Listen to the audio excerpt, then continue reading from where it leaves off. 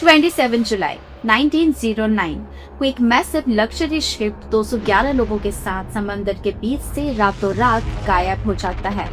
ना ही कोई SOS signal और ना ही कोई टूटी हुई लाइफ बोट और ना ही उसका कोई भी मलबा या टुकड़ा मिलता है, जैसे समंदर ने उसे रातों रात जिंदा निगल लिया हो।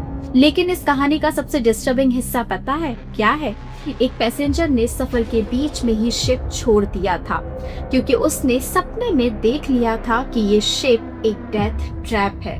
तो चलिए आज बात करते हैं एसएस वराठा की, एक ऐसा राज जो 100 साल बाद भी समंदर की गहराइयों में दफन है।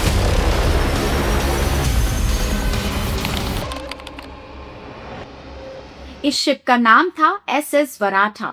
150 मीटर लंबा आलीशान कैबिन्स और एक ऐसा म्यूजिक हॉल जहां उस जमाने के सबसे अमीर शख्सियत अपना टाइम बिताते थे।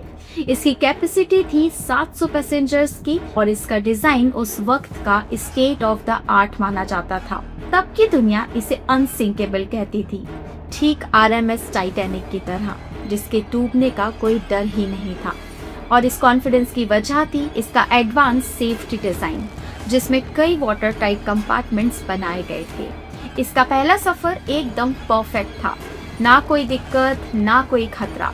वराठा ने जैसे दिखाई दिया था कि समुद्र का वो नया राजा है, लेकिन किस्मत को आखिर कुछ और ही मंजूर था। उसकी रिटर्न ट्रिप हिस्ट्री की सबसे बड़ी मिस्ट्री बनने वाली थी, एक ऐसी मिस्ट्री जिसे आज तक कोई साइंटिस्ट या एक्सप्लोरर सुलझा ही नहीं पाए, क्योंकि जो शिप अनसिंकेबल था वो समुद्र के बीच से ऐसे गायब हुआ जैसे कि कभी इस दुनिया में एग्जिस्ट ही नहीं करता था। जुलाई 1909 एसएस वराठा ऑस्ट्रेलिया से निकलकर साउथ अफ्रीका के टर्बन पोर्ट पर पहुंचता है। सफर अभी तक ठीक था, लेकिन टर्बन से केप टाउन का रास्ता हमेशा से ही बहुत ज्यादा खतरनाक माना गया है। यहाँ से शिप पर सवार थे 211 लोग, जिन्हें नहीं पता था कि ये उनकी जिंदगी का आखिरी सफर है। वेदर रिकॉर्ड्स के मुताबिक समंदर काफी रफ था और हवाएं काफी तेज थीं। एक बड़े शिप के लिए ये बहुत नॉर्मल बात है, लेकिन टर्बन पोर्ट पर एक ऐसा अजीब इंसिडेंट हुआ जिसने पूरी मिस्ट्री को डार्क और अनसेटिंग बना दिया। उस शिप में एक ऐसा पैसेंजर था जिसका नाम था क्लाउड सॉयर। वो कोई डरपोक आदमी नहीं था, लेकिन टर्बन पहुंचते ही अचानक उसने जिद पकड़ ली कि वो इस शिप पर आगे नहीं जाएगा। उसने अपना टिकट कैंसिल करवा दिया और अपना पूरा सामान नीचे उतार लिया। पर आखिर क्यों? एकदम से ये सब कुछ उसने क्यों किया? उसने दावा किया कि सफर के दौरान उसे 3 बार खौफनाक सपना आया। उसने देखा कि एक मेडिवल योद्धा समंदर की गहराइयों से निकलता है और हाथों में खून से भरी हुई तलवार लिए वो वराठा की तरफ इशारा करता है कि ये शिप अब कभी वापस नहीं आएगा। जी हाँ, कि ये शिप अब कभी भी वापस नहीं आएगा। क्लॉड ने उस शिप में कुछ ऑब्जर्व भी किया था।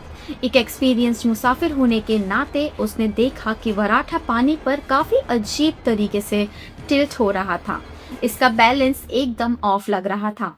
उसे लग रहा था कि ये शिप टॉप हैवी है और एक बड़ा सा झटका इसे टोटली पलट सकता है। उसने कैप्टन को भी वार्न किया कि ये शिप अभी सेफ नहीं है, लेकिन कैप्टन और बाकी के लोगों ने उसका मजाक उड़ाया। उसे पागल और डरपोक कहा गया, लेकिन क्लॉड ने इसके बावजूद भी किसी की नहीं सुनी। उसने अपना सामान लिया और वो शिप से उतर गया। ये उसकी जिंदगी का सबसे ज्यादा इम्पोर्टेंट और बेहतरीन फैसला था। 26 जुलाई की रात को एसएस वराठा टर्बन से अपनी आखिरी डेस्टिनेशन केप टाउन के लिए निकलता है। शिप पर 211 लोग थे। कुछ सो रहे थे, कुछ म्यूजिक हॉल में अपना जश्न मना रहे थे। उन्हें अंदाजा भी नहीं था कि ये उनकी जिंदगी की आखिरी रात है। अगले दिन 27 जुलाई की सुबह एक शिप क्लैन मैकिंटायर वराठा के पास से गुजरता है। दोनों शिप्स ने आपस में सिग्नल्स एक्सचेंज किए। वराठा के डेक पर लोग हाथ हिला रहे होते हैं। सब कुछ बिल्कुल नॉर्मल था, कोई डर नहीं, कोई एसओएस सिग्नल नहीं। क्लैन मैकिंटायर के कैप्टन ने देखा कि वराठा की स्पीड काफी तेज थी। वो धीरे धीरे आगे बढ़ा और कुछ ही पलों में होराइजन के बिल्कुल पार चला गया। लेकिन जैसे ही वो नजरों से ओझल हुआ, समुद्र की लहरों में तूफान उठना स्टार्ट हो गया।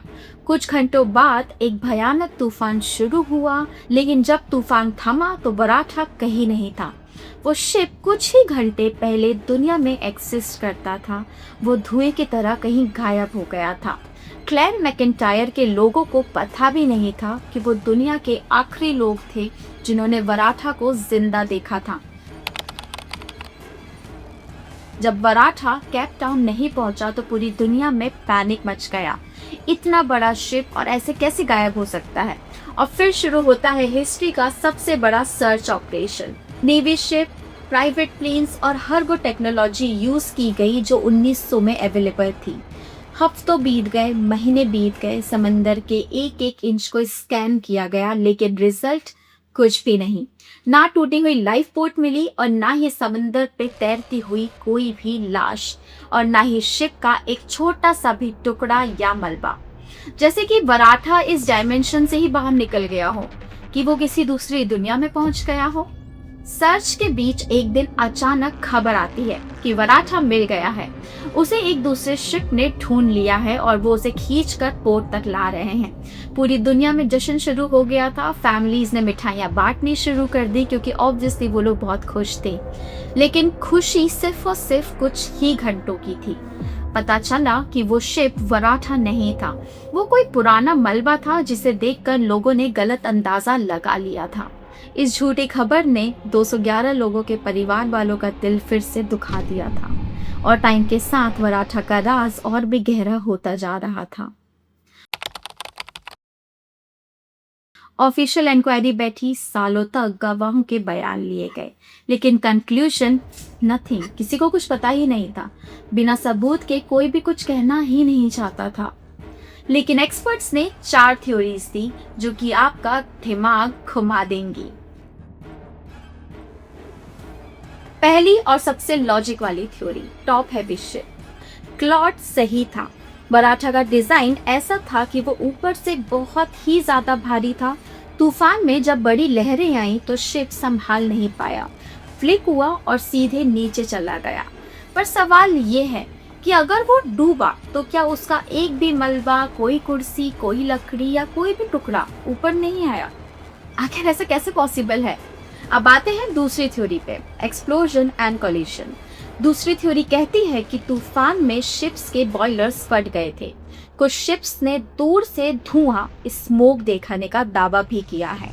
लेकिन अगर शिप पर एक्सप्लोजन हुआ था तो समुद्र की टॉप लेवल पर ऑयल और मलबा फैल जाता। वही तीसरी थ्योरी है कोलिजन थ्योरी।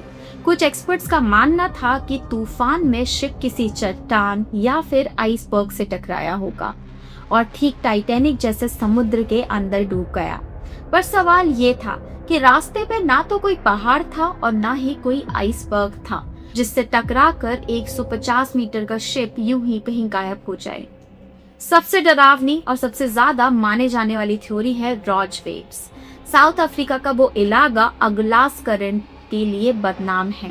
यहाँ कभी कभी अचानक से 30 मीटर से भी ज्यादा ऊंची लहरें उठती हैं, जो कि 10 मंजिल की बिल्डिंग से भी ज्यादा ऊंची होती हैं। सोचिए, एक अनस्टेबल शिप और सामने से आती हुई भयानक सी लहर।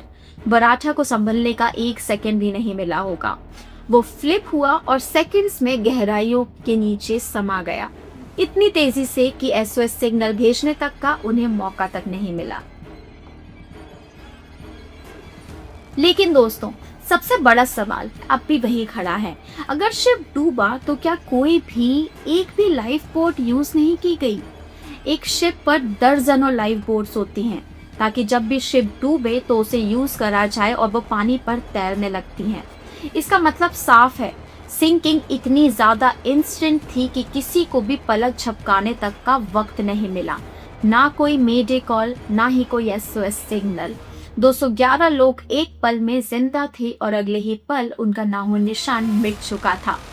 ये कोई मामूली इंसिडेंट नहीं है, ये ओशन की सबसे बड़ी मिस्ट्री है। और फिर आता है एक सबसे बड़ा राज, क्लॉड सॉयर का वो नाइटमेयर। क्या वो सिर्फ एक कोइंसिडेंस था या हमारा सबकॉन्शियस माइंड आने वाले खतरे को पहले ही सेंस कर लेता है। कुछ लोग कहते हैं कि सॉयर ने शिप का टिल्ट देखकर डर में वो सपना बुना, लेकिन उनके नाइटमेयर में वो वॉरियर आता था। उसका मेंशन उनकी डायरीज में शिप गायब होने से पहले का है। तो आखिर क्या रिलेशन था क्लॉड के उस सपने का शिप के गायब होने की मिस्ट्री से? इस इंसिडेंट को 117 साल हो चुके हैं, लेकिन एसएस वराठा का आज तक 1 इंच मलबा भी नहीं मिला है। लेकिन अक्सर इसे कहा जाता है साउथ ऑफ टाइटैनिक। लेकिन इन दोनों में एक बहुत बड़ा फर्क है।